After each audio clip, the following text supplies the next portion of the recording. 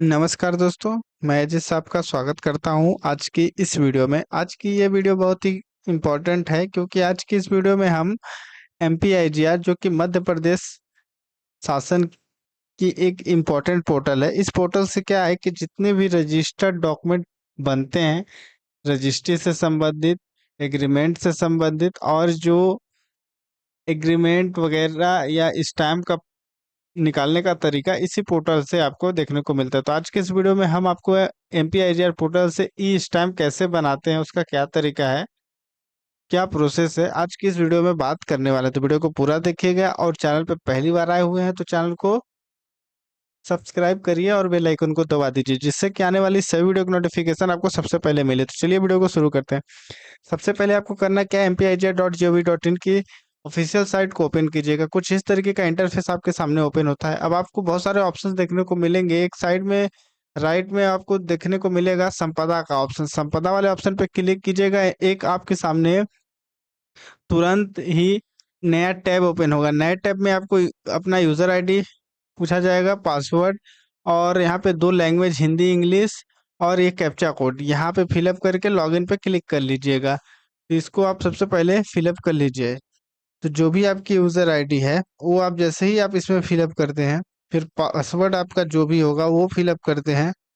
नीचे आइएगा, लैंग्वेज को आप अपने हिसाब से सेलेक्ट कर लीजिएगा, कैप्चा कोड को फिलअप करिएगा।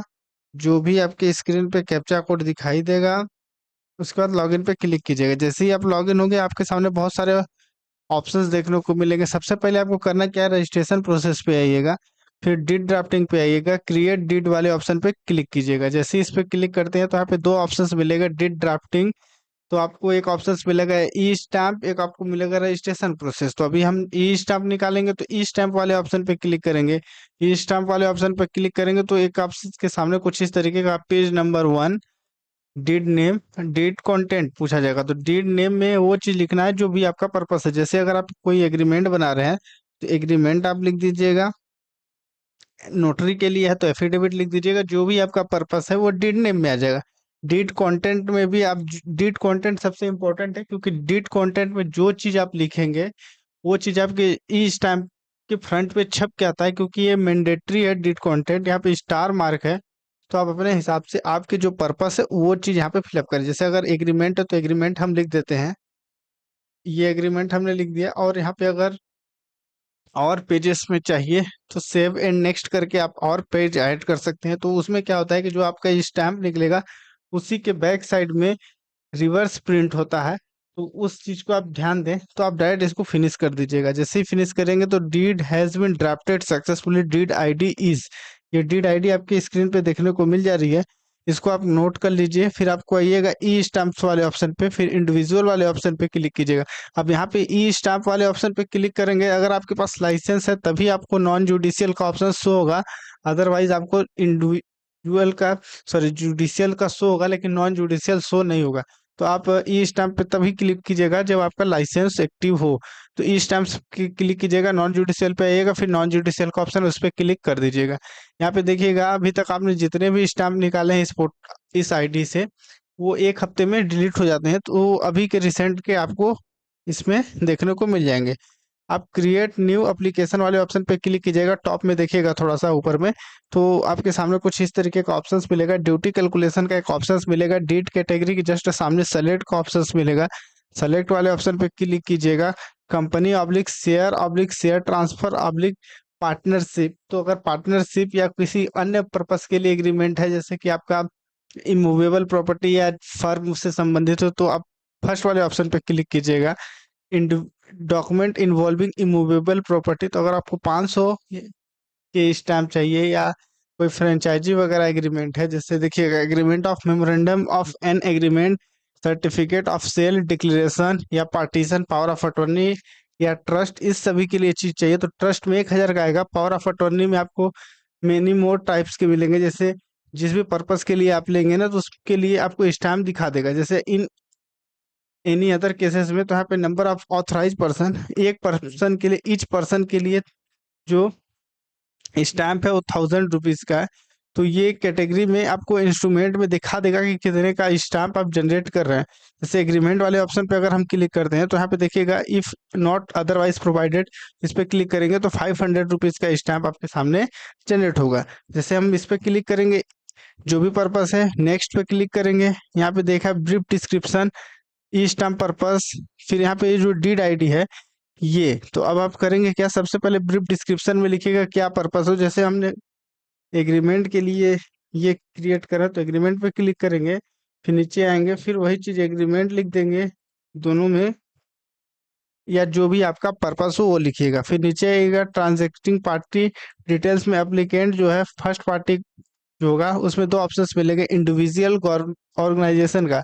इंडिविजुअल में हम आप या कोई भी ऐसा पीपल जो व्यक्तिगत रूप से किसी चीज का एग्रीमेंट करा रहा है या कहीं बैंक से लोन ले रहा है तो उसमें इंडिविजुअल पर्सन आएगा। अब ऑर्गेनाइजेशन में कोई संस्था है या संस्था के नाम से कोई व्यक्ति एग्रीमेंट करा रहा है तो ऑर्गेनाइजेशन पे आएगा। अगर हम इंडिविजुअल को क्लिक करते हैं तो यहाँ पे देखिएगा first name, middle name, last name मिलेगा, जिसमें फर्स्ट और लास्ट आपको कंपलसरी है फिलअप करना। जेंडर जो भी होगा, मेल या फीमेल, वो फिलअप कर लीजिएगा। उसका जो डीओबी होगा, डेट ऑफ बर्थ, वो फिलअप कर लीजिएगा, जिसमें डे, मंथ एंड ईयर आपको फिलअप करना है। फिर फादर, गार्जियन या स्पाउस का नाम फिलअप कीजिएगा। उसके बाद आइएगा आप सीधे डिस्ट्रिक्ट, तो ये जैसे मध्य प्रदेश और इंडिया ये कंपलसरी है, सेलेक्टेड रहेगा। डिस्ट्रिक्ट आप अपने हिसाब से मध्य प्रदेश के जितने भी जिले हैं उनका लिस्ट मिलेगा, उसको आप सेलेक्ट कर लीजिएगा। एड्रेस में जो भी आपका एड्रेस आईडी प्रूफ के अकॉर्डिंग होगा वो फिलअप कर लीजिएगा। फिर postal code, mobile number, ID proof में आप आइएगा तो आईडी प्रूफ में आपको दोस्तों bank passbook, Aadhaar card, driving licence, election card, PAN card, passport में से कोई एक डॉक्यूमेंट को आप ऐसे सेलेक्ट कर सकते हैं।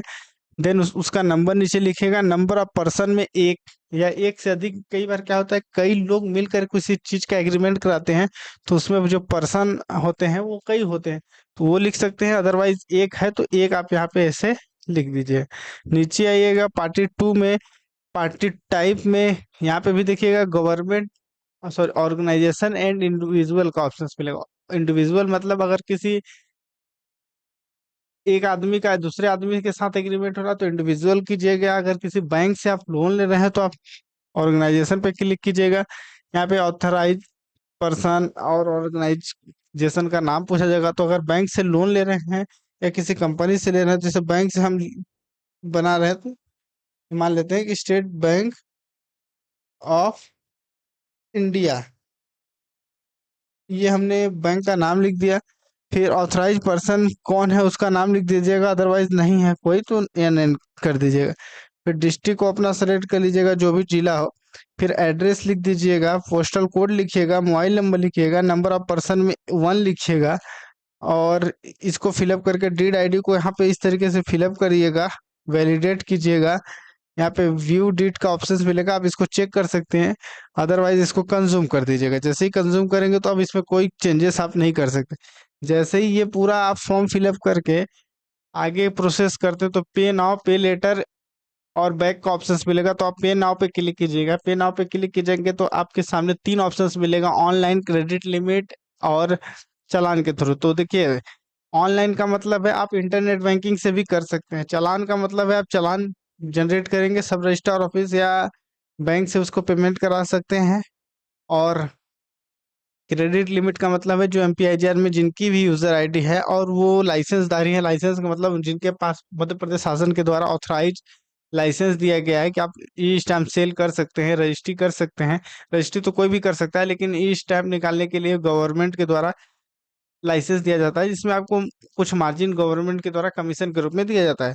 तो उनके पास, जिनके पास लाइसेंस है, तो वो क्रेडिट लिमिट एक जनरेट कर सकते हैं। मतलब एक वॉलेट दिया जाता है, उस वॉलेट में आप पेमेंट डाल के रखते हैं और उस वॉलेट का यूज आप अपने अकॉर्डिंग कर सकते हैं, तो उससे भी पेमेंट कर सकते हैं। पेमेंट करने के बाद आप करना क्या है, माइक्रोसॉफ्ट का जो एज ब्राउजर है उसको ओपन करना है, उसमें इंटरनेट एक्सप्लोरर मोड को इनेबल करना है। उसको इनेबल आप कैसे करेंगे, लिंक डिस्क्रिप्शन में है, आप वहां से जाकर वीडियो को देख सकते हैं। उसके बाद अपना डिजिटल सिग्नेचर आपके अपने पीसी में इंस्टॉल होना चाहिए और डोंगल जो हो वो लगा होना चाहिए। उसके बाद देन आप प्रिंट के लिए प्रोसेस करेंगे, अपना डिजिटल सिग्नेचर का पिन डालेंगे और उसके बाद आपके डिजिटल सिग्नेचर रीड कर लेने के बाद आपके सिस्टम में जो भी प्रिंटर होगा ई स्टाम्प निकालने के लिए, उससे आप उसको प्रिंट निकाल सकते हैं। आई होप आप इस वीडियो के माध्यम से सीख गए होंगे कि ई स्टाम्प निकालने के लिए क्या प्रोसेस है, कैसे कैसे फिलअप करना है। तो वीडियो को लाइक कीजिए, चैनल पर पहली बार आए हुए तो चैनल को सब्सक्राइब कर लीजिए।